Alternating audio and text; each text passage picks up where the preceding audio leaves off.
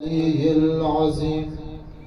أعوذ بالله من الشيطان الرجيم. بسم الله الرحمن الرحيم. الحمد لله رب العالمين.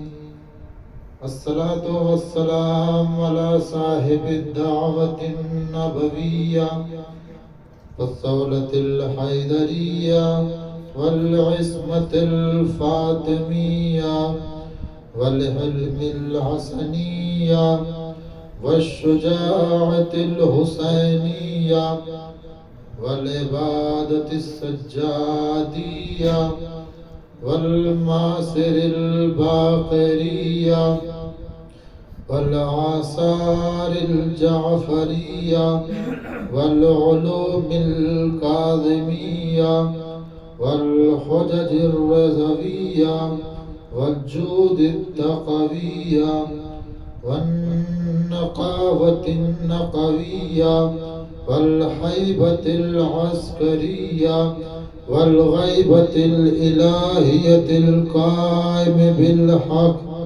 مولانا مولى الثقلين جد الحسن والحسين بالقاسم محمد.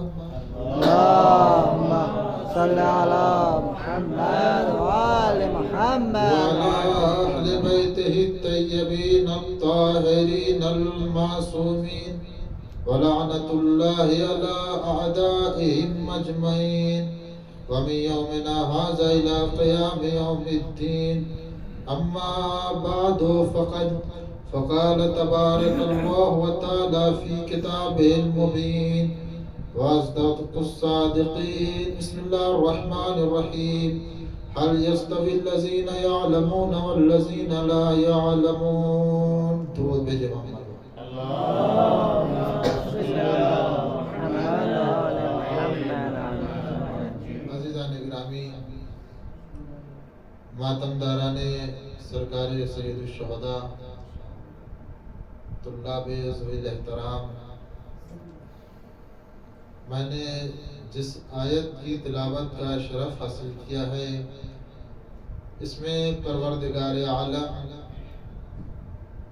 ارشاد فرما رہا ہے علم کی اہمیت پر روشنی ڈالتے ہوئے کیا جاننے اور نہ جاننے والے برابر ہو سکتے ہیں؟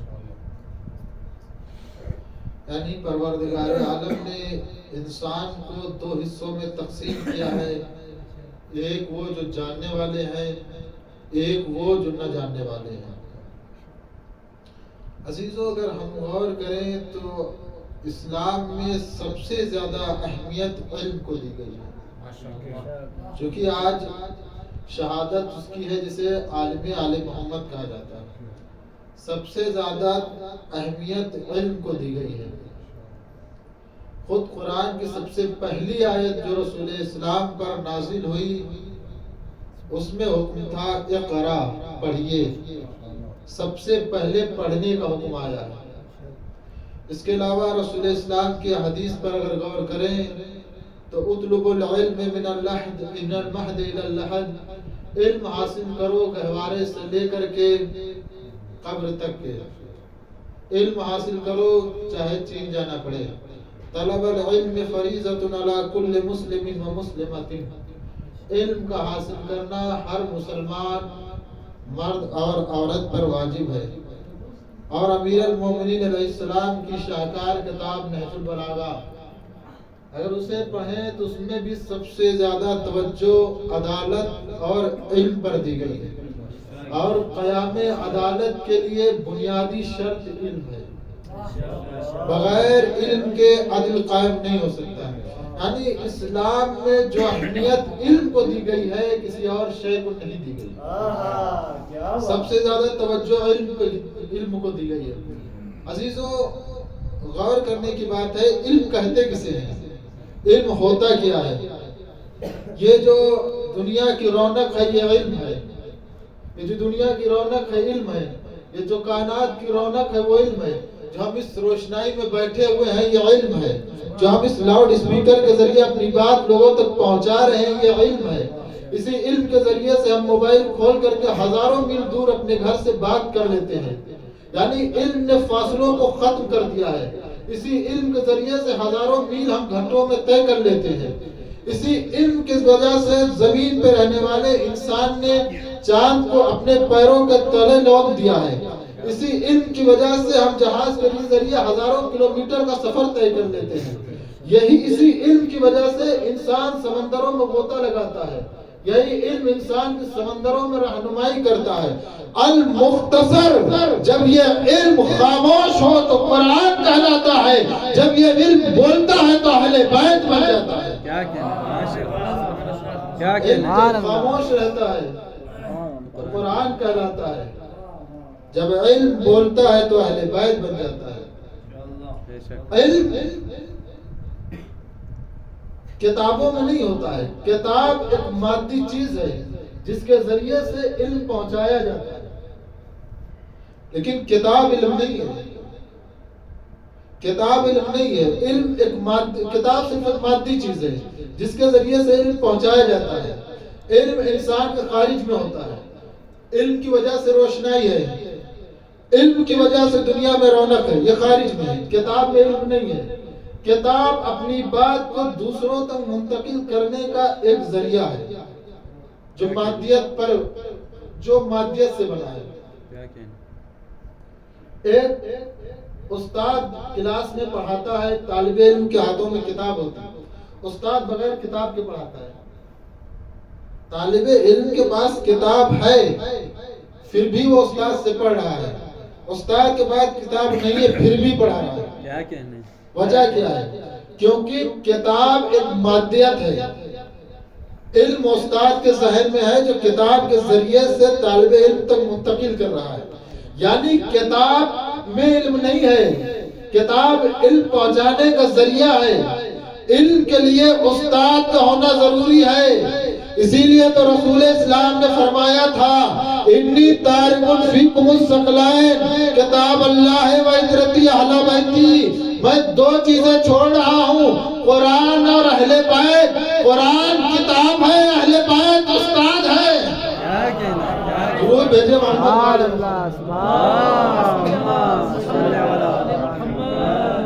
قرآن کتاب ہے، اہل بیت استاد ہیں.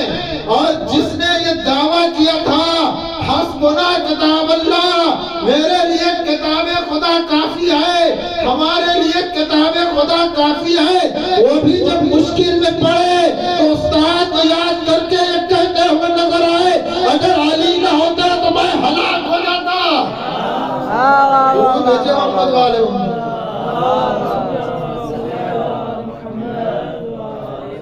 اگر علی نہ ہوتے تو میں ہلاک ہو جاتا. یعنی جب جہل اپنے مرکز پہ پہنچ جاتا ہے تب بھی علم کی ضرورت ہوتی ہے.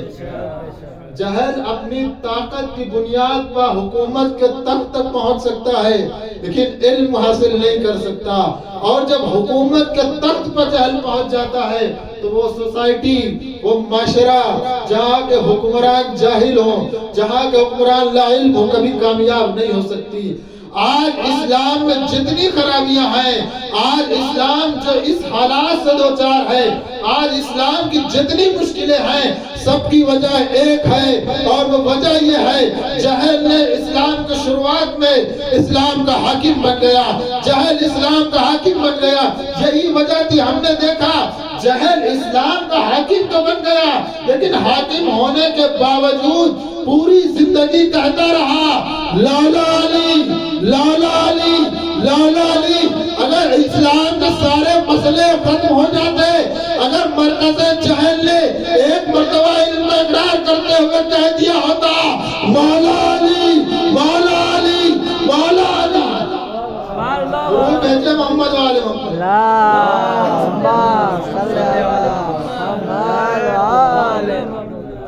اسلام کے جتنے مسائل ہیں سبحان اللہ سب اسی مرکز جہل کی وجہ سے. اگر اس نے ولایت امیر المومنین کا اقرار کر لیا ہوتا. شہزادی زہرا فرماتی ہیں دو افراد دنیا میں ایسے نہیں ہوتے جو وجود خدا کے متعلق بحث کرتے. آج دنیا میں خرابیاں ہیں صرف اسی مرکز جہل کی وجہ سے. عزیزو یہ علم ہوا. عالم کسے کہتے ہیں؟ عالم کسے کہتے ہیں؟ عالم کی تعریفیں جگہ اور حالات کے لحاظ سے بدلا کرتا ہے۔ مثال کے طور پر ایران میں بہت سے حافظان قرآن موجود ہیں اور کوئی ان پر غور نہیں کرتا ہے، لیکن ہمارے یہاں حافظان قرآن اپنی قوم میں نہیں ہے۔ ایک حافظ قرآن پہنچتا ہے، اس کی بہت زیادہ عزت دی جاتی ہے، کیونکہ ہمارے یہاں علم ابھی اس حد تک نہیں پہنچا جہاں ایران میں پہنچ گیا ہے۔ یعنی عالم کی ڈیفینیشن وہاں کے حالات کے اعتبار سے ہوتی ہے۔ مثلا میں سفر کر رہا تھا مجلس پڑھنے کے لیے، میں نے سفر کی، میرے ساتھ ایک صاحب اور تھے، وہ سفر پر گئے، میں نے مجلس پڑھی۔ مجلس پڑھنے کے بعد کھانا کھا رہا تھا، ایک صاحب نے کیا کھانا کھا رہا تھا، ان کا بیٹا کھانا لے کر گیا، کہا مولانا صاحب یہ میرے فرزند ہیں، بہت عقل مند ہیں، پڑھنے میں بہت تیز ہیں، ماشاءاللہ سے انہوں نے 10ویں پاس کر لی ہے، ہائی اسکول کر لیا ہے۔ میں نے تعریف کی، بیٹا بہت اچھی بات ہے، علم جاری رکھنا، علم کا حاصل کرنا بہت ثواب رکھتا ہے۔ اب ہم نے اس کے ساتھ سفر کیا، دوسری جگہ مجلس پڑھنے گئے، اب پھر وہی آدمی ہمارے ساتھ تھے، اب وہاں بھی مجلس ہو گئی، کھانا کھایا، کھانا کھانے کے بعد ایک صاحب آئے، بانیے مجلس آئے، مولانا صاحب میرے فرزند کو سمجھائیے، میں سمجھا رہا ہوں، اس کی سمجھ میں نہیں آ رہا، شاید آپ کے سمجھانے سے سمجھ میں آ جائے۔ میں نے کہا کیا ہوا؟ کہا بات یہ ہے کہ میرے فرزند نے صرف گریجویشن کی ہے، اس کے بعد کی تعلیم حاصل نہیں کر رہا ہے، منع کر رہا ہے میں نہیں پڑھوں گا۔ میں نے فرزند کو سمجھایا آگے کی تعلیم حاصل کرو، تعلیم ہی سے ترقی ہے۔ ایک مرتبہ جو میرے ساتھ میں تھے انہوں نے پوچھ لیا مولانا صاحب یہ عجیب بات ہے، جس نے 10ویں پاس کی تھی آپ نے اسے تنبیہ نہیں کیا، جس نے گریجویشن کر لیا ہے آپ اسے تنبیہ کر رہے ہیں۔ میں نے کہا بات یہ نہیں ہے اس نے 10ویں پاس کی تھی، اس نے گریجویشن کیا ہے، بات یہ اس نے 10ویں وہاں پاس کی تھی جہاں کوئی پڑھا لکھا نہیں تھا، اس نے گریجویشن وہاں کیا ہے جہاں لوگ پی ایچ ڈی کیے ہوئے ہیں۔ یعنی جاہلوں کے درمیان عالم کی سند لینا اور ہے، عالموں کے درمیان عالم کی سند لینا اور ہے۔ کیا کہنا اس امام رضا علیہ السلام کا جس نے عالم محمد کی سند وہاں لی جہاں ہر کوئی عالم علم میں اپنے وقت کا آفتاب و مہتاب تھا۔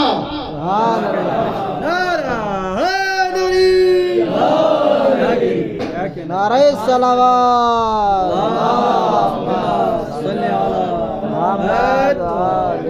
امام علی رضا علیہ السلام کا کیا کہنا؟ عالم آل محمد کی سند وہ دے رہا ہے صادق آل محمد ہے، جہاں سب علم کے آفتاب ہیں وہاں امام کو عالم آل محمد کی سند مل رہی۔ اس کا ہرگز مطلب یہ نہیں ہے کہ اور اماموں کا علم کم تھا، چونکہ اور اماموں کو وہ وقت نہیں ملا تھا جو امام رضا علیہ السلام کو ملا۔ مولا علیہ السلام نے کہا تھا میں توریت والوں کو صاحب توریت سے، زبور والوں کو صاحب زبور سے، انجیل والوں کو صاحب انجیل سے، قرآن والوں کو قرآن سے جواب دوں گا۔ لیکن اس کی تفسیر امام علی رضا علیہ السلام نے خلافت کے دربار میں پیش کی، توریت والوں کو توریت سے جواب دیا، انجیل والوں کو انجیل سے جواب دیا، زبور والوں کو زبور سے جواب دیا، قرآن والوں کو قرآن سے جواب دیا۔ امام علی رضا علیہ السلام آپ کے ابتدائی زمانے کا بادشاہ ہارون رشید، ہارون کے 2 بیٹے تھے، ایک امین ایک مامون۔ ہارون کی زندگی میں دونوں میں حکومت کی کشمکش شروع ہو گئی۔ ہارون نے جب دیکھا کہ میرے بیٹوں میں حکومت کی کشمکش ہو رہی ہے تو اس نے اپنی زندگی میں حکومت کو 2 حصوں میں تقسیم کر دیا۔ امین عرب ماں سے تھا، عرب کا حصہ امین کو دے دیا، مامون عجم ماں سے تھا، عجم کا حصہ مامون کو دے دیا۔ لیکن ہارون کو جاتے ہی دونوں بیٹوں میں جنگ ہوئی، مامون فاتح بنا، امین قتل کر دیا گیا۔ یہ بھی عجیب مسئلہ ہے کہ دنیا کی ریاستوں کے لیے ایک بھائی کا قاتل بن جاتا ہے، لیکن سردار جوانہ نے جنت قرار پاتے ہیں اور کوئی اختلاف نہیں ہوتا ہے۔ مامون قتل کر دیا گیا، امین قتل کر دیا گیا۔ اب مامون کے سامنے کئی مسائل درپیش تھے۔ ایک طرف سادات آواز اٹھا رہے تھے سادات پہ ظلم کے خلاف اور حقوق اولاد علی کے لیے، دوسری طرف عرب نے امین کی حمایت میں آواز اٹھا دی۔ اس عالم میں مامون نے اپنے وزیر فضل سے مشورہ کیا، مشورہ کرنے کے بعد امام علی رضا علیہ السلام کی خدمت میں خلافت پیش کی گئی، امام نے خلافت سے انکار کر دیا، ولی عہدی پیش کی گئی اور یہ کہا گیا اگر آپ نے ولی عہدی نہیں قبول کی تو جو حشر میرے والد نے آپ کے والد کے ساتھ کیا وہی میں کروں گا۔ مجبوراً امام نے ولی عہدی قبول کی اور مدینے سے مشہد کی جانب آئے۔ عزیزو، غور کرنے کی بات ہے جب مدینے سے مشہد کی جانب لایا گیا تو حکومت امام کو اس سمت سے لائی جہاں شیعہ آبادی نہیں تھی، کہیں انقلاب نہ برپا ہو جائے، کہیں حکومت کے خلاف آوازیں نہ اٹھنے لگیں، لیکن کیا کہنا راز مشیت کا، حکومت لائی ضرور تھی لیکن جس راستے سے امام چلے 24,000 قلمدان جمع ہو گئے، ہم نے چہرے رسالت کو نہیں دیکھا۔ ایک مرتبہ چہرے رسالت کی زیارت کرا دیجئے، چہرے رسالت کی زیارت کرائی، کہا ہم نے زبان رسالت سے آواز نہیں سنی، ایک مرتبہ حدیث رسول زبان رسول سے سننا چاہتے ہیں، اولاد رسول نے حدیث رسول فرمائی، دیکھو کلمۃ لا الہ الا اللہ حسنی، کلمہ لا الہ الا اللہ میرا قلعہ ہے، جو اس قلعے میں داخل ہو گیا وہ امنا من عذابی، میرے عذاب سے امان پا گیا، لیکن شرطہ و شروطہا، لیکن اس کی شرطیں ہیں اور شروط ہیں اور میں ان میں سے ایک شرط ہوں۔ مولا نے فرما دیا میں کلمہ لا الہ الا اللہ میں سے ایک شرط ہوں، یعنی اگر میرے بغیر زندگی بھر لا الہ الا اللہ لا الہ الا اللہ کہتے رہو، اسی عالم میں دنیا سے رخصت ہو جاؤ، تب بھی اسلام پر نہیں مرو گے، تب بھی اسلام پر نہیں مرو گے، کیونکہ میں ان کی شرطوں میں سے۔ اچھا 24,000 قلمدان جمع ہوئے تھے، یہ کون تھے؟ کیا یہ شیعہ تھے؟ یہ شیعہ تھے؟ اگر یہ 24,000 قلمدان شیعہ ہوتے تو مولا کو یہ کہنے کی ضرورت نہ پڑتی، یہ حدیث میں نے اپنے بابا سے، میرے بابا نے ان کے بابا سے، ان کے بابا سے ان کے بابا سے، یہاں تک کہ سلسلہ نسب رسول اسلام تک پہنچایا گیا۔ اگر یہ شیعہ ہوتے تو یہ سلسلہ نسب سلسلہ رسول اسلام تک پہنچانے کی ضرورت نہ پڑتی، ہمارے نزدیک تو خود امام کی سے حدیث کا صادر ہو جانا ایک سند ہے، یعنی یہ 24,000 قلمدان سارے شیعہ نہیں تھے، سارے شیعہ نہیں تھے، 24,000 قلمدان جمع تھے۔ عجب نہیں 24,000 قلمدانوں کو دیکھ کر کے روح ہے، عجب نہیں 24,000 قلمدانوں کو دیکھ کر کے امام علی رضا علیہ السلام نے اپنے وقت کے محمد نے کہا ہو او میرے جد امجد کو ایک قلم نہ دینے والے دیکھو، کل تم نے میرے جد امجد کو ایک قلم نہیں دیا تھا، آج انہی کے نواسے کے لیے 24,000 قلم جمع ہے۔ صلوات بھیجے محمد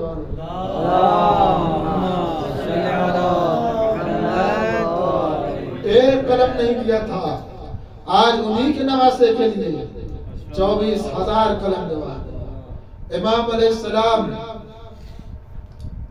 خراسان پہنچے، اس شرط کے ساتھ امام نے ولی عہدی کو قبول فرمایا کہ میں حکومت میں دخل نہیں دوں گا۔ عزیزو، امام نے ولی عہدی قبول کر لی، حکومت بظاہر یہ دکھا رہی تھی ہم امام کے ساتھ ہیں، لیکن وہ کتنا امام کے ساتھ تھی؟ اس بات سے اندازہ لگائیے کہ رمضان میں ولی عہدی ہوئی، عید کی نماز کا وقت آیا، مامون نے کہا مولا نماز پڑھائیے، امام نماز پڑھانے چلے، وہی انداز جو انداز رسول تھا، وہی انداز جو انداز رسول تھا، فضا میں تکبیرات کی آوازیں بلند ہو رہی تھی، مامون کو خبر پہنچائی گئی اگر امام نے نماز پڑھا دی تو انقلاب برپا ہو جائے گا، تخت چلا جائے گا، لوگوں کے ذہنوں میں زمانہ رسول پلٹ آیا ہے، لوگوں کی ذہنوں میں زمانہ رسول پلٹ آیا ہے۔ عجب ماجرا ہے، جب کل پہلے علی نے 25 سال بعد حکومت ملنے کے بعد نماز پڑھائی تھی تو لوگوں نے کہا تھا آج نماز ویسے پڑھی جیسے محمد پڑھاتے تھے۔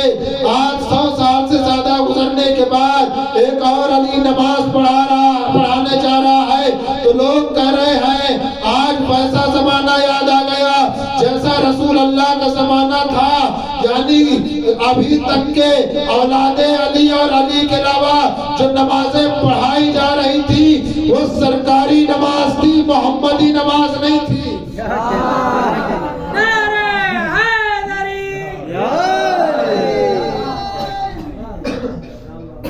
ساری سرکاری نماز تھی، محمدی نماز نہیں ہو رہی تھی۔ تبھی تو لوگوں کو زمانے رسول یاد آ رہا تھا۔ اگر رسول اسلام کے طریقے سے نماز ہو رہی تھی تو رسول اللہ کا زمانہ کیوں یاد آتا؟ اچھا، مامون اپنے دربار میں امام کو بلاتا تھا، مناظرے کراتا تھا۔ مناظرے کرانے کا مقصد اہل بیت کی فضیلت کو بتانا نہیں تھا، اس کے کئی مقصد تھے۔ اگر یہ اہل بیت جواب نہیں دے پائیں گے تو ان کی توہین ہوگی، اور اگر جواب دے لیں گے تو میرے دربار کی عزت ہوگی کہ ایسے علم والے بھی دربار میں پائے جاتے ہیں۔ حالانکہ توہین کا کوئی موقع مامون چھوڑتا نہیں تھا۔ تاریخ میں واقعہ نقل ہے، یہ واقعہ 8ویں 9ویں 10ویں امام تینوں اماموں سے نقل کیا گیا ہے۔ ایک ہندی جادوگر خراسان آتا ہے، دسترخوان پر روٹیاں لگی ہوئی، کھانا لگا ہوا ہے، امام علیہ السلام کھانا تناول کرنا چاہتے ہیں۔ ہندی جادوگر جادو کرتا ہے اور چاہتا ہے امام کی توہین کرے۔ سامنے قالین بنی ہوئی ہے، قالین پر شیر کی تصویر ہے۔ امام علیہ السلام نے تصویر کی طرف اشارہ کیا، تصویر کی طرف اشارہ کیا، شیر مجسم ہوا، مجسم ہو کر کے آیا اور آنے کے بعد اس جادوگر کو کھا گیا۔ اچھا، میں آپ سے سوال کروں، شیر ایک درندہ ہے، اسے کیا معلوم کون جادوگر ہے؟ یہاں اگر کوئی سانپ آ جائے تو کیا وہ دیکھ کر کے کاٹے گا، یہ ڈسے گا؟ یہ مولوی صاحب ہے، یہ خطیب ہے، اور یہ فلاں صاحب ہے، یہ پاکستانی ہے، یہ انڈین ہے، دیکھ کے تو ڈسے گا نہیں، وہ جسے پائے گا اسے کاٹ دے گا۔ لیکن یہ عجیب منظر تھا دربار کا، شیر آیا تو لیکن حملہ صرف اس پر کیا جو جادوگر تھا، یعنی شیر کو تو یہ معلوم تھا کہ امام کا دشمن کون ہے، لیکن کیسے بدبخت امتی تھے جنہیں نہیں معلوم تھا امام کا دشمن کون ہے۔ اچھا، شیر آیا، امام نے تصویر کی طرف اشارہ کیا تھا، وہ درندے کی تصویر تھی۔ وقت کا محمد ایک تصویر کی طرف اشارہ کر رہا ہے، تصویر مجسم ہو کر لبیک کہتے ہوئے آ گئی۔ اب ذرا جنگ احد کے میدان میں چلیے، وہاں بھی وقت کا محمد تھا، یہاں تصویر قالین پر تھی، وہاں صحابیوں کا مجمع تھا لیکن تصویریں بدلی تھی۔ یہاں جب ایک محمد نے آواز دی تو قالین کے تصویر نے بھی لبیک کہتے ہوئے مجسم ہو گئی، لیکن وہ قالین کے تصویر سے بھی بدتر صحابی تھے جنہیں جنگ احد میں محمد آواز دے رہا تھا اور وہ پہاڑوں پر بھاگ رہے تھے۔ نعرہ حیدری! یہ وقت کا محمد ہے آواز دے رہا، وہاں بھی وقت کے محمد نے آواز دی تھی، لیکن بڑا فرق تھا، یہاں لبیک کہا جا رہا ہے، وہاں لبیک کی آواز نہیں آئی۔ عزیزان گرامی، حکومت ہر وقت یہ چاہتی تھی امام کی توہین کرے، بسم اللہ سبحان اللہ، ہر وقت چاہتی تھی۔ مامون نے ساری کوششیں کی امام کی توہین کرے، جب امام کی توہین نہ کر سکا اور دیکھا ہے کہ امام کی عظمت روز بروز اضافہ ہو رہا ہے، امام کی عظمت روز بروز امام کی عظمت میں اضافہ ہو رہا ہے، لوگ امام سے جڑ رہے ہیں، لوگ امام کی طرف سے آ رہے ہیں، پھر وہی ہوا جو آباء و اجداد انجام دے رہے تھے، اسی سیرت پہ چلتے ہوئے امام کی شہادت کا منصوبہ بنایا گیا۔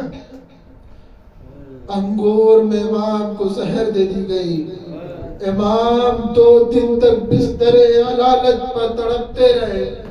عزاداران امام مظلوم کربلا میں تمام کربلا میں ظلم بہت ہوا. امام حسین نے لاشیں اٹھائی. ہم ایک جملہ پڑھتے ہیں السلام علیکہ یا مولانا یا غریب الغربا. ہم یہ نہیں امام حسین کو غریب غربا نہیں کہتے, ہم کسی امام کو غریب غربا نہیں کہتے, صرف امام حسن کو غریب غربا کہتے ہیں. مورخین یہ بتاتے ہیں وجہ یہ ہے کہ تاریخ امامت میں سب سے زیادہ بھائی اور بہن امام علی رضا علیہ السلام کے تھے, لیکن غربت کا عالم یہ تھا جب امام کو زہر دیا گیا 2 دن تک امام بستر علالت پر رہے, لیکن کوئی نہ بھائی تھا نہ بہن تھا. عزاداروں تصور کیجئے گا آپ اپنا وطن چھوڑ کر کے یہاں ہیں, آپ پردیس میں ہیں, آپ کو سہارا دینے والے مل جائیں گے, آپ کو آپ کے پردیس سے مل جائیں گے, پھر بھی جب تھوڑی سی مشکل ہوتی ہے بہت یاد آتی ہے اپنے وطن کی. لیکن کیا منظر رہا ہوگا جب امام کو زہر دی گئی بستر علالت پر 2 دن تک ہمارا امام تڑپتا رہا, نہ کوئی بھائی نہ کوئی بہن جو پوچھا دے یا حسین. امام 2 دنوں تک بستر علالت پر تڑپتے رہے. 2 دنوں بعد امام کی شہادت واقع ہوئی. نوے امام باجاز امامت تشریف لائے, امام کو غسل و کفن دیا. میں کہوں گا مولا خوش نصیب آپ کو غسل و کفن تو ملا, ذرا کربلا کے میدان میں آئیے, آپ ہی کے جد امجد حسین کا لاشا بے غسل و کفن پڑا ہوا ہے. عزاداران امام مظلوم کربلا, امام کی شہادت واقع ہو گئی. امام کی ایک بہن تھی جن کو آج ہم معصومہ قم کہتے ہیں, جو اس وقت مدینے میں تھی. جب سال و سال گزر گئے امام کے احوال پوسی نہ ہوئی تو بھائی کے احوال پوسی کے لیے خود ایران کی جانب روانہ ہوئی. جب امام کی بہن قم میں آئی جسے شہر قم کہتے ہیں, لوگوں کو یہ معلوم ہوا امام کی بہن آ رہی ہے. لوگ سیاہ پرچم لیے ہوئے معصومہ قم کے استقبال کے لیے آئے.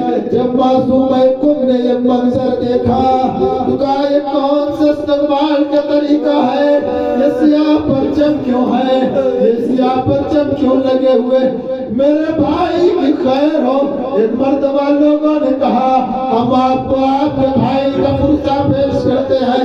میرے بھائی کے خبر شہادت سنی, ایک بہن بیمار پڑی اور اسی عالم میں دنیا سے رخصت ہو گئی. میں کہوں گا معصوم قم ارے بھائی کی شہادت کی خبر نہ برداشت کر سکی, ذرا کربلا کے میدان میں آئیے. ایک بھائی کا سر تن سے جدا ہو رہا ہے, ایک بہن ٹھیل ہے زنبیہ سے آواز دے رہی ہے, او میرے ساتھ میرا بھیا ذبح ہو رہا ہے, تو کھڑا دیکھ رہا ہے. او میرے ساتھ میرا بھیا 3 روز سے بھوکا پیاسا ہے, اسے قطرہ پانی دے.